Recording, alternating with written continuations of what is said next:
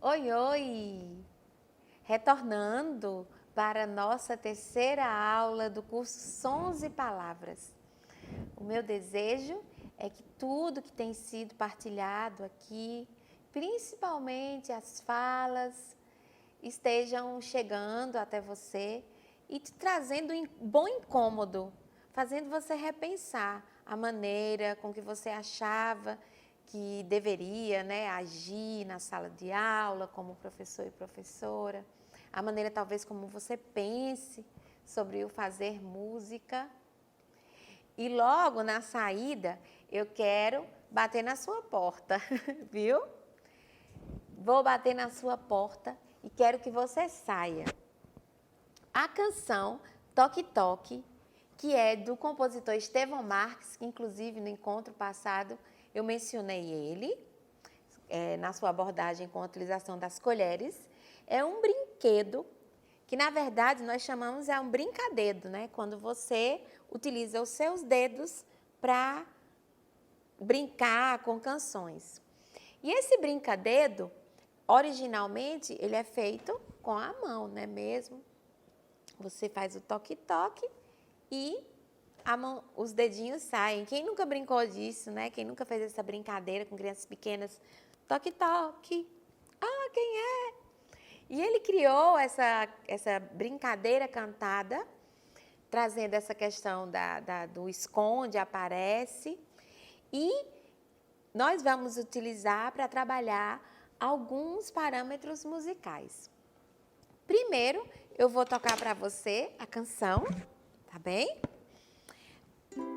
Você vai ter acesso ao link, que inclusive se você quiser utilizar a canção original pelo YouTube, porque ele disponibilizou um vídeo muito bonito, onde ele faz esse brincadeiro com o áudio original, mas também eu vou estar cantando aqui com você e depois nós vamos ver aqui com outros materiais como trabalhar essa brincadeira, pensando nela também num jogo, numa atividade.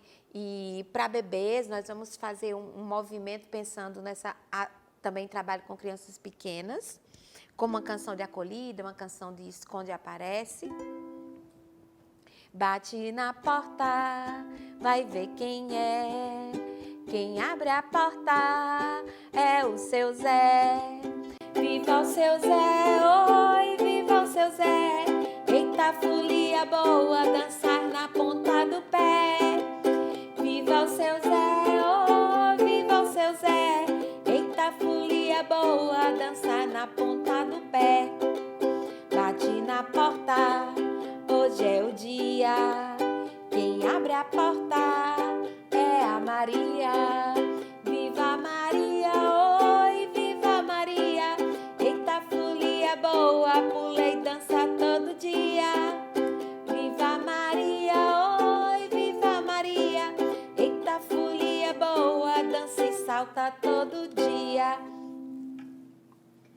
Pode fazer o com o brincadeiro, né? Ó. Bati na porta, vai ver quem é, quem está na porta. Apareceu, é o José. E aí você utiliza tantos nomes, como pode utilizar o nome da criança. Se você está trabalhando com a criança pequenininha, você pode brincar com o lenço. E aí você coloca o lenço na criança, ou coloca o lenço em você, professor, e aí você faz bati na porta, e a criança bate palmas, vai ver quem é, quem abre a porta, e a criança tira o lenço, que eles gostam de brincar desses quando aparece, achou, você faz. É a Karine, viva a Karine, oh, viva a Karine. E aí eu gosto de criar rimas. Eita folia boa, ela veio de biquíni. E eu sempre faço essas rimas com o nome das crianças, para fazer esse gracejo. E também trabalho com essa questão da expectativa, utilizando bambolês. Você pode, inclusive, colocar o lenço no bambolê, você pode fixar o lenço do bambolê, e esse bambolê se torna essa portinha mesmo que abre e fecha. Ou você pode utilizar o bambolê atravessando a criança. Se for um grupo, aí você elege a criança e atravessa a criança com esse bambolê, elegendo, ó, você agora, quem é que vai abrir a porta? Aí você passa o bambolê naquela criança e aí você brinca com o nome dela e esse é um formato de utilizar. Tem vários elementos que, no caso, são extras musicais, né? Claro que tem um canto envolvido, não é totalmente extra musical, porque você está cantando. Mas tem os elementos que são mais dirigidos. E aí você pode trabalhar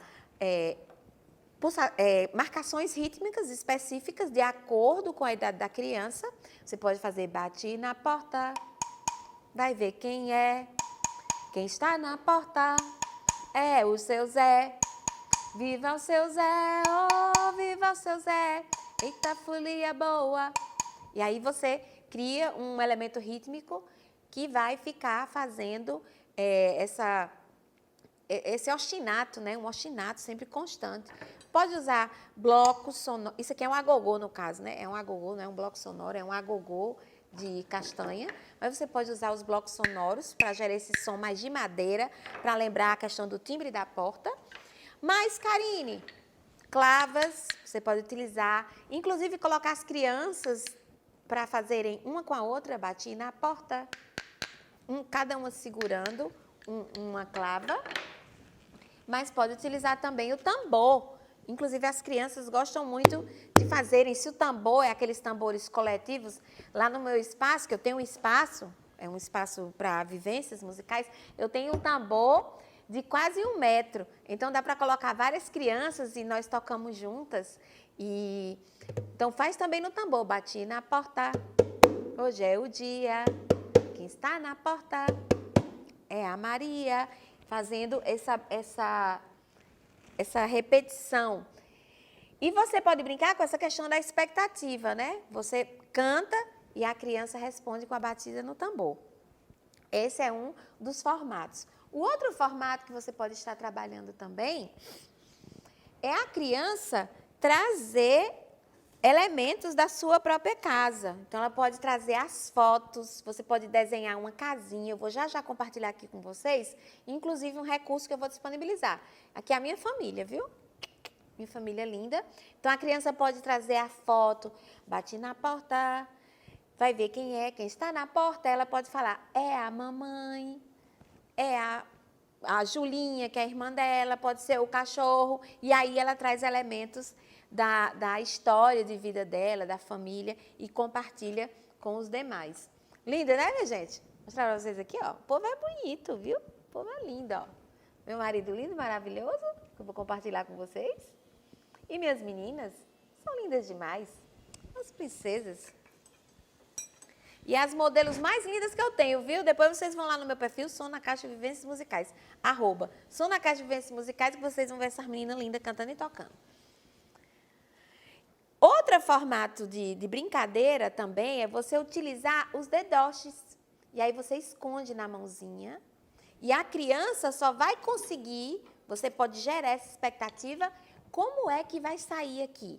Quando ela tocar. Você dá um instrumento para cada uma delas, e aí o Joãozinho, se ele quiser ver sair, ele tem que tocar. Ele é desafiado, ele vai ter que tocar o instrumento. E aí você coloca, bate na porta e a criança toca. Vai ver quem é. Aí, ó, quem está na porta. E aí a criança pode falar o nome do amigo. Você pode distribuir também os dedoches entre as crianças. Tem, inclusive, nesse recurso que eu vou mostrar já, uns bonequinhos que você pode fazer de papel com palito de picolé. Aqui eu tenho dedoches da família toda, ó, para você trabalhar as sonoridades, inclusive. Quando abrir a porta, aí você pode colocar o papai para falar com a voz grave, a vovó para falar mais devagar, porque você está com mudanças de andamento, né? As pessoas idosas, a gente tem essa visão, né? Porque hoje essa questão do idoso, ele não é essa pessoa que anda devagar, ela anda devagar por escolha, porque ela já viveu muito, então por isso que ela tem esse jeito de viver mais tranquilo. E a irmãzinha, que pode ser bem aceleradinha, aí já representa essa movimentação do andamento mais rápido. Então, você pode colocar personalidades nessas pessoas que vão bater na porta e que vão estar chegando. Eu vou mostrar aqui o recurso para vocês terem uma ideia. Novamente, aí está o link para vocês terem acesso ao vídeo, como eu já falei, o vídeo com o áudio do próprio Estevão Marques. E a letra e a cifra, seguindo aquele padrão de cores que eu expliquei na primeira aula. Olha a porta aí, que vocês podem colocar a porta, fazer essa representação com a porta num palitinho e abrir a porta, fazer essa abertura da porta. Depois que a criança faz o sinal sonoro, que ela toca, lembra disso, que ela tem que tocar. A porta tem que bater, tem que fazer o som. E aí eu disponibilizo o José e disponibilizo a Maria para você criar o seu dedoche num palitinho e a criança brincar com você, tá bem? E você pode fazer aí, inclusive, esse trecho aqui, deixa eu compartilhar de novo, que é uma sugestão que eu dou, é você colocar vazio, que aí a criança põe uma foto de um familiar coladinha, põe uma figura, pode trazer um personagem, eu vou trazer a princesa Merida, lá da Disney, para chegar nessa casa, nessa porta. Eu costumo até, quando eu faço essa atividade, falar que vai ter uma festa lá dentro e há aquela brincadeira. Às vezes eu faço uma casinha mesmo, eu tenho uma casinha e as crianças vão colocando os personagens dentro dessa casinha para trabalhar essa parte motora mais fina, de abrir a portinha. Claro que eu estou falando sobre crianças pequenas, viu? Essa atividade eu estou direcionando para crianças de idade na primeira infância. Mas tem outro desafio que você pode estar trazendo, outro desafio. Você, ao apresentar os elementos dessa abertura de porta, porque você vai falar sobre essa coisa da identidade, da personalidade. Então, tem pessoas que batem na porta rápido, tem pessoas que entram rápido na sua casa, tem pessoas que já são mais tranquilas, batem bem fraco. E essas pessoas, né, já são assim, mais, né, devagar. Então, você pode imprimir isso no jeito delas tocarem. Bate na porta e é ligeiro, quem está chegando? Aí você pode imprimir isso, então. Bate na porta, bem fraquinho. E aí você, quem está na porta é o Pedrinho. Bate, aí você vai criando relações com a execução nesse sentido de vários parâmetros diferenciados. Como você também pode estabelecer sinais, né, que as crianças, só as crianças de determinado instrumento, as crianças que estão com o pandeiro, né? Bate na porta com o pandeiro, e aí as crianças estão com o pandeiro. E você vai seguindo nós gostamos das consignas, né? As consignas que são sinais que nós damos na nossa fala, quando nós cantamos, para que a criança esteja atenta à sua escuta e ela execute. Então, é uma maneira que ela vai estar expressando aquilo que ela percebeu. Agora é o pandeiro, agora é rápido, agora é devagar. E isso ela vai expressar na execução do instrumento. Então, essa é uma canção que você pode usar como chegada, pode usar também para trabalhar esses outros elementos. E é uma canção muito divertida e vocês podem trabalhar, inclusive, a criança, quando faz com o bambolê, a criança pode trazer para o corpo, como seria esse movimento rápido, a criança que bate de ligeirinho. Você passa o bambolê e ela vai ter que encenar a movimentação. Então, tudo isso você pode estar trabalhando. E vamos para o nosso momento de trocas, né? Trocas, seguir naquela conversa que nós iniciamos sobre as práticas reflexivas do musicar. Vou compartilhar com vocês o conjunto de slides, sempre fazendo uma pequena revisão, só para ajudar você a retornar, lembrando que nós partimos desse princípio, desse conceito que é o musicar, do Christopher Small, que a música é um campo de relações e que para haver o fazer musical tem que haver essa troca, tá bem? E que eu comecei a construir meu tecido com várias linhas, entrelaçando outros teóricos. E eu cheguei a 4 pontos dessa prática reflexiva, que eu passei 2 para vocês, que foi essa escuta integral e a percepção consciente, que tem a ver com a maneira como a gente se relaciona com as sonoridades ao nosso redor, lembrando que, pensando que existe um mundo, né, uma paisagem sonora que sempre existiu, que são diversas, que precisam ser entendidas, percebidas, respeitadas, principalmente, que todos nós temos uma musicalidade pulsante, intrínseca, e que nós precisamos, principalmente, explorar essa multiplicidade de maneiras de tocar e de se fazer música. Seguindo, temos mais 2 práticas reflexivas. E hoje nós vamos conversar sobre a criação ativa. A criação ativa. E criatividade é algo intimamente ligado com a criança, né, a infância. Em todas as atividades que eu partilho aqui, o princípio é esse. A criança vem dela, ela é protagonista. É dela que você recebe. Você é apenas um condutor. O mínimo que você intervir nessa fase, né, dos primeiros anos, melhor. Eu costumo falar que professor e professora, eles são mais escuta e acolhimento. Escuta e acolhimento. Eu tenho um hábito, inclusive, no meu espaço, que quando as crianças entram, os primeiros minutos, elas podem correr pela sala e tocar o que desejarem, e me contarem, né, compartilharem comigo. Então, é um momento onde eu percebo elas, como elas estão.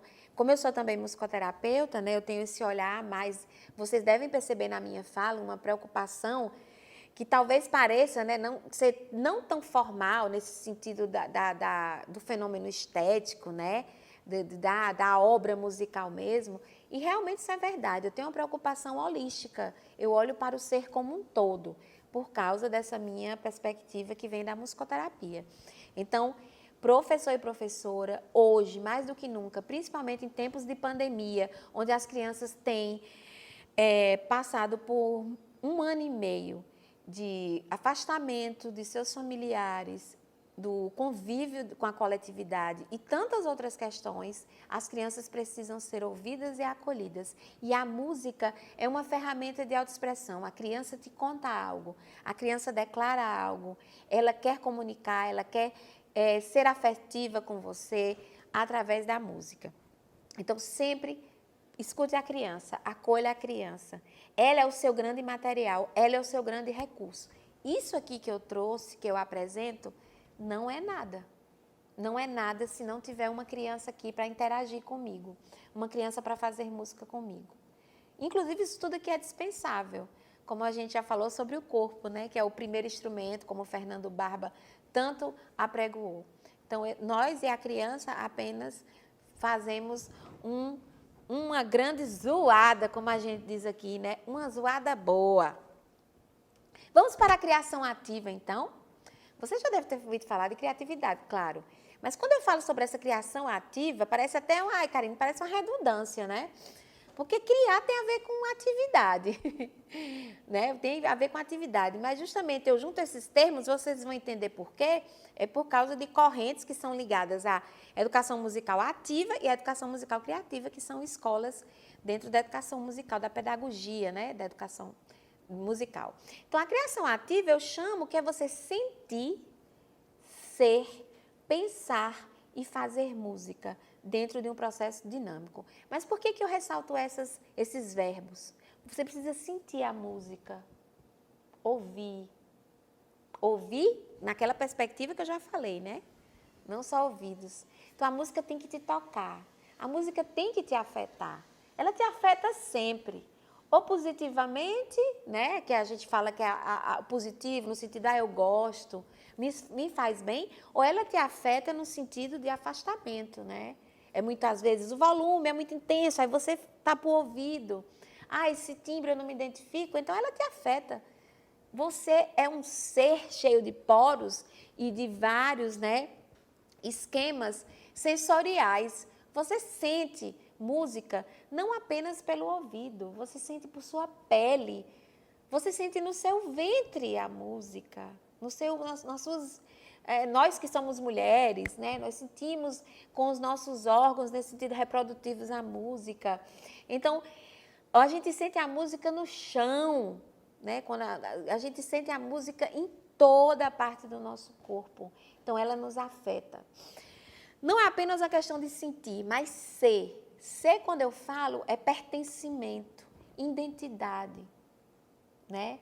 É quando você isoniza, né, e se iguala, você tem que ser, aquilo tem que estar em você.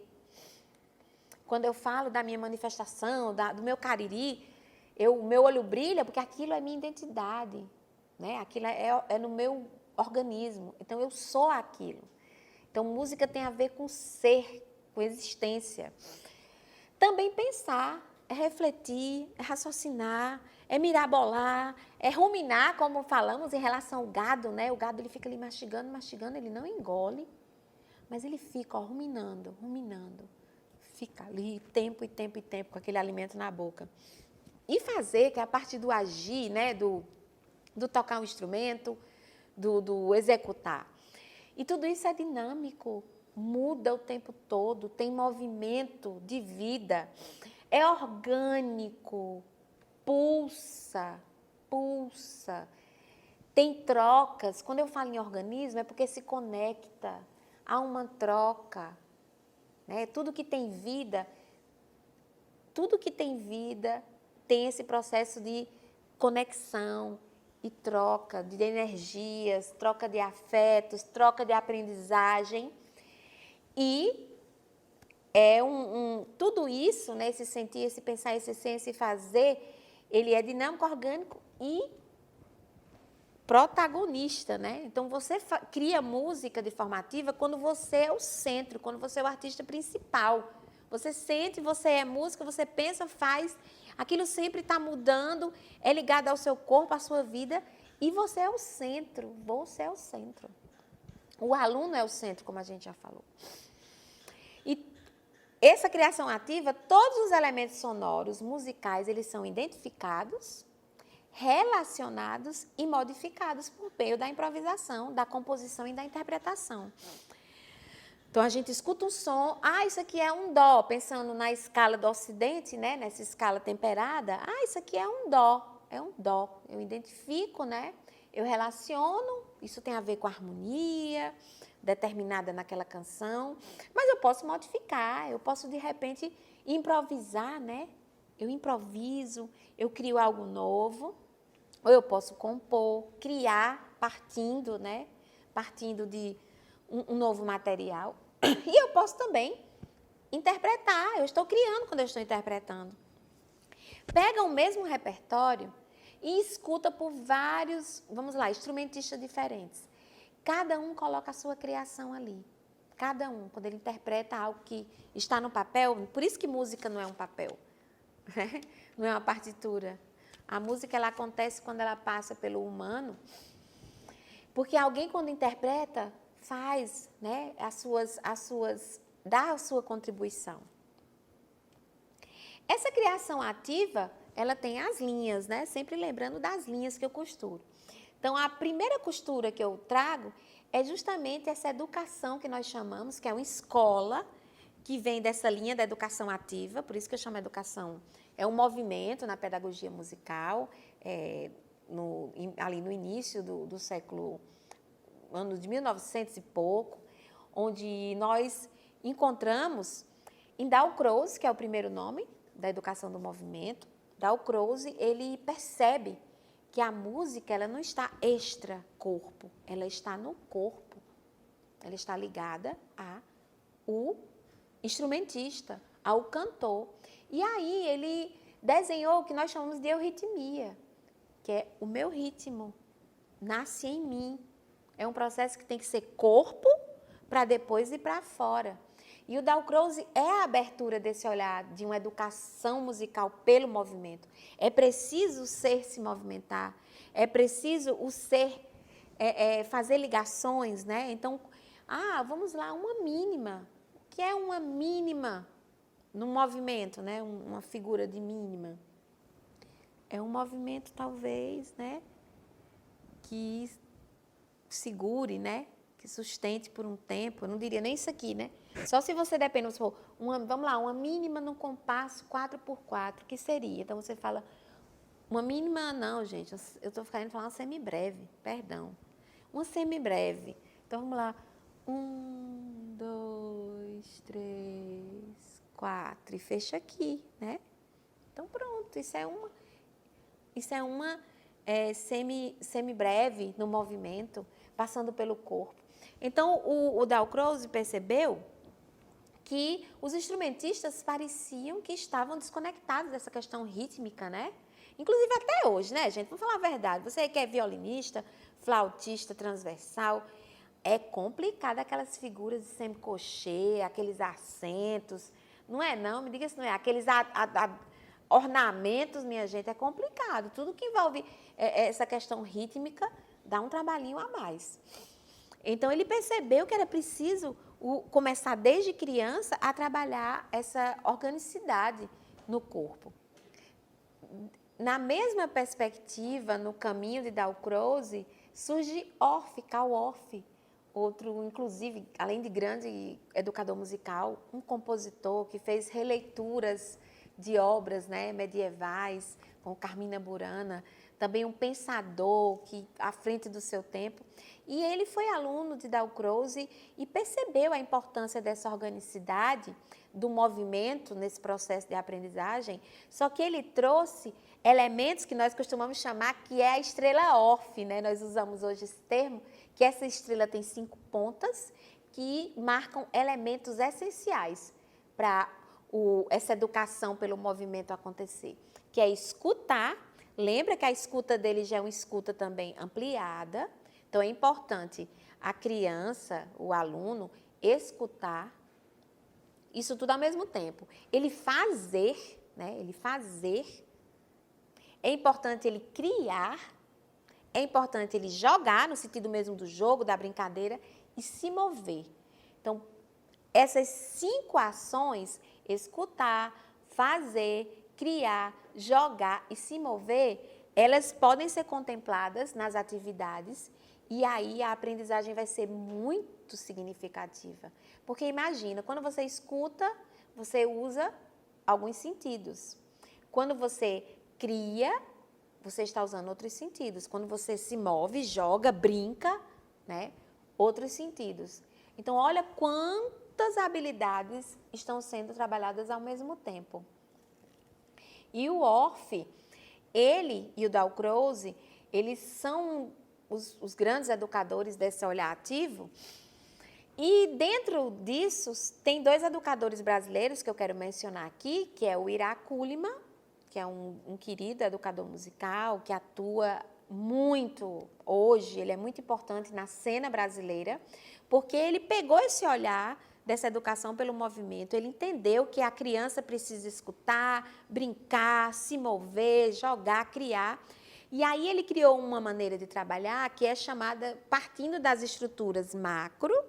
Então, quando ele pega uma peça musical, ele capta os elementos que são maiores, porque às vezes a gente tem a tendência de olhar para os elementos mínimos, né? Então, ele olha primeiro para os elementos maiores. Por exemplo, vamos lá, se a gente pensa numa sonata clássica, né? Existe uma estrutura macro, que é aquela apresentação do tema A e do tema B. Isso é macro, né? Isso é uma pontuação grande. Então, você pode colocar um movimento com bolas, marcando com um movimento específico a parte A, e a parte B você cria outro movimento. Você criou um jogo ali, onde se movimenta em um determinado momento, e naquele outro momento o movimento mudou, e aí a criança vai, no seu organismo, entender, opa, houve uma mudança aqui, porque eu mudei meu movimento, eu estava aqui na parte A parte A eu estava fazendo aqui. Sem você falar o que é parte A, porque isso não acontece, né? Nessa educação pelo movimento, eu chego, oi gente, nós vamos aprender hoje a forma sonata. Não é assim que acontece. Você simplesmente liga a música e começa a jogar, a brincar. A gente vai fazer algumas atividades assim, para vocês terem ideia. Então, você parte do macro e depois vai para o micro, que são os ostinatos, nesses elementos pequenos, que você pode estar trabalhando um ostinato, um movimento. Vamos supor, isso aqui é um ostinato. Um trabalhador, quando ele está batendo o martelo, isso é um ostinato. Pá, pá, pá, pá. Né? Então, a gente entende muito bem de ostinato nesse sentido de se movimentar. Então, você parte do maior para ir para o menor depois. E o Estevão Marques, que é outro educador, o Estevão Marques, que eu já falei aqui para vocês, o Estevão Marques teve uma percepção de que os mestres de cultura, esses mestres de folguedos, eles ensinam partindo sempre do corpo. Então, eles não param para ensinar uma música nova, parando para falar. Eles simplesmente começam a cantar e a dançar. E eu mesmo, que sou cria de reisado, reisado de Congo, lá do Cariri, o meu mestre, que é o mestre Aldeni, quando ele começa a ensinar uma coisa, ele não para ficar falando, ele começa a cantar e se mover já. E ele chama você para se mover com ele. Então, a gente aprende realmente já fazendo.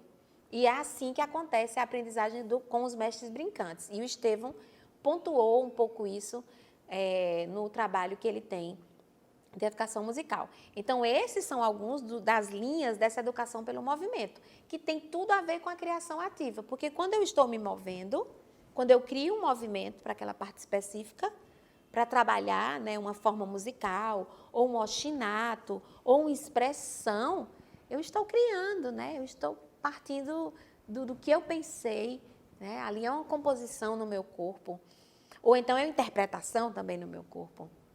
Então, precisa passar pelo corpo.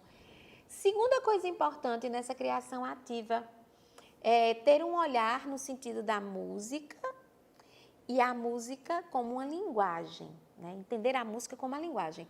Isso aqui é uma escola específica, eu não estou aqui afirmando que música é linguagem, né? Quem estuda o campo da semiótica e tudo mais vai ver a música como linguagem. Eu estou aqui abrindo, dentro da educação musical, pensadores de ensino, aprendizagem de música, que entendem a música como uma forma de linguagem, tá bom? Eu não estou aqui batendo martelo, porque tem muitas correntes diferenciadas, tem pessoas que acham que a música é algo mais no sentido de fenômeno, então, mas eu quero trabalhar com vocês esses dois, falar sobre eles, porque eles são importantes para entender essa criatividade e essa ação, né? Essa ação criativa. Primeiro é Suzuki, que também é dessa geração, da Krauze-Off, e Suzuki vem. E Suzuki, ele percebeu a importância dessa questão da comunicação, né, na vida da criança. A criança aprende a falar porque ela escuta a mãe falar com ela, o pai falar com ela. E como é que ela aprende a falar? Imitando a mãe, resumindo é isso. Ela escuta, escuta e ela tenta até conseguir. Parece algo simples, mas é algo muito complexo. E ele, então, por que com música não pode ser diferente? Por que a gente joga uma pauta para a criança? Você ensina a criança a falar papai e mamãe lendo primeiro o código de letras, né? O abecedário, tudo mais? Não. Você trabalha com essa expressão nesse sentido fonético, né? Fonológico.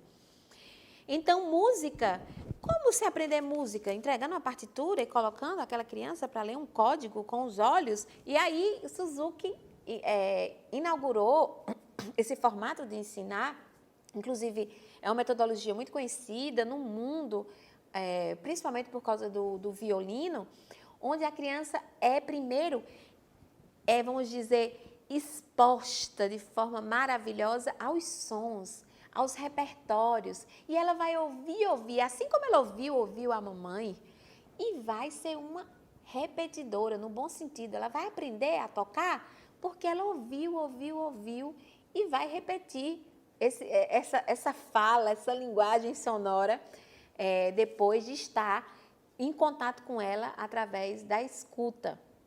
Isso começa desde a pequena infância mesmo, né? Desde a pequena infância.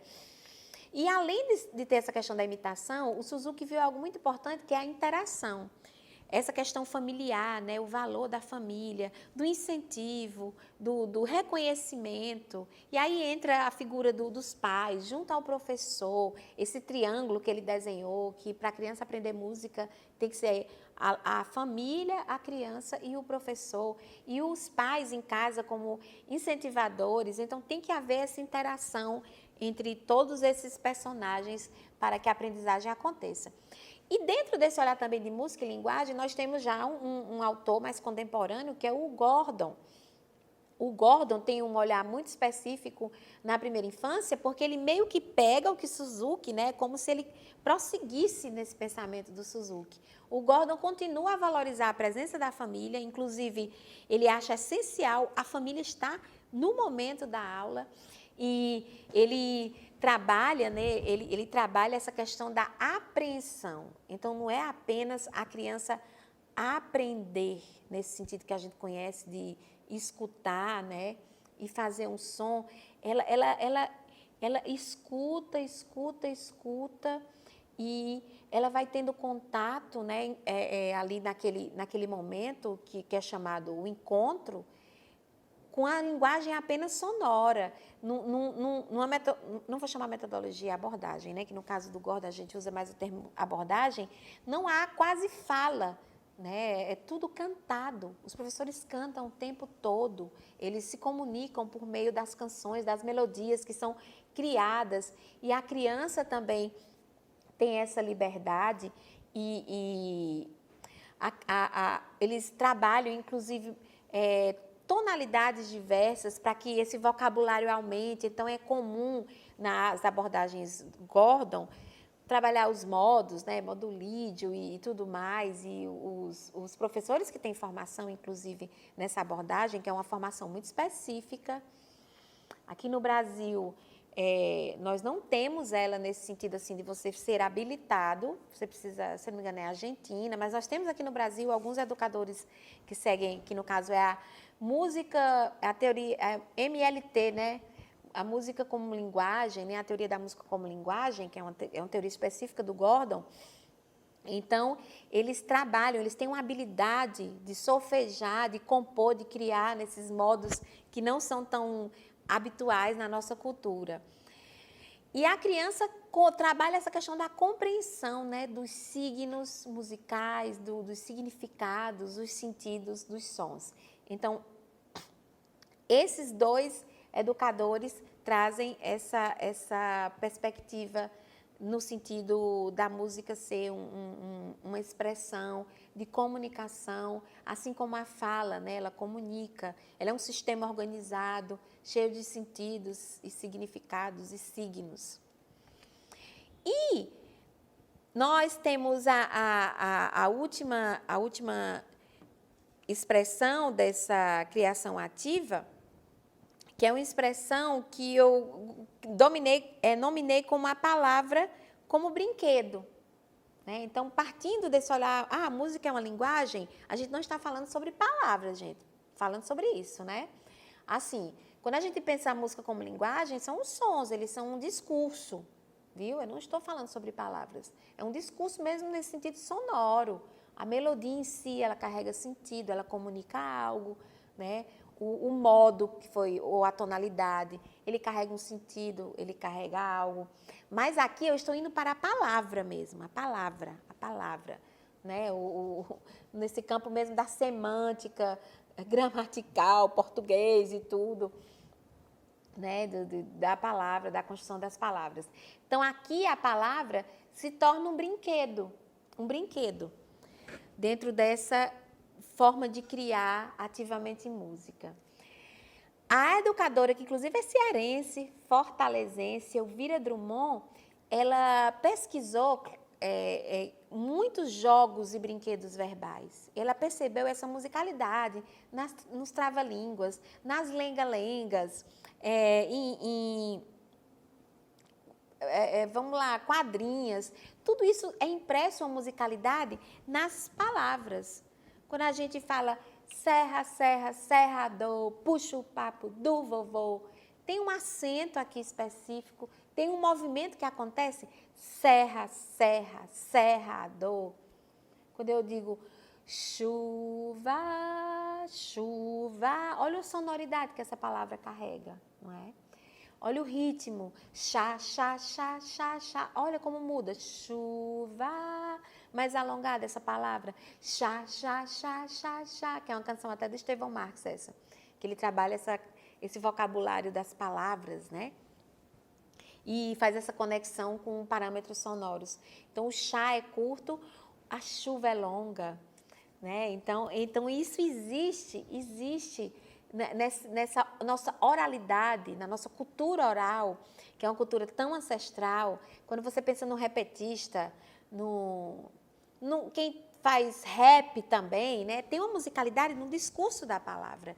E isso é uma maneira de você aplicar muito no ensino de música. Então, Kodály foi outro também que percebeu isso. Kodály, que é dessa escola de educadores, junto com Dalcroze, Iorf e Suzuki, ele entendeu que o repertório de canções folclóricas, elas são significativas na aprendizagem.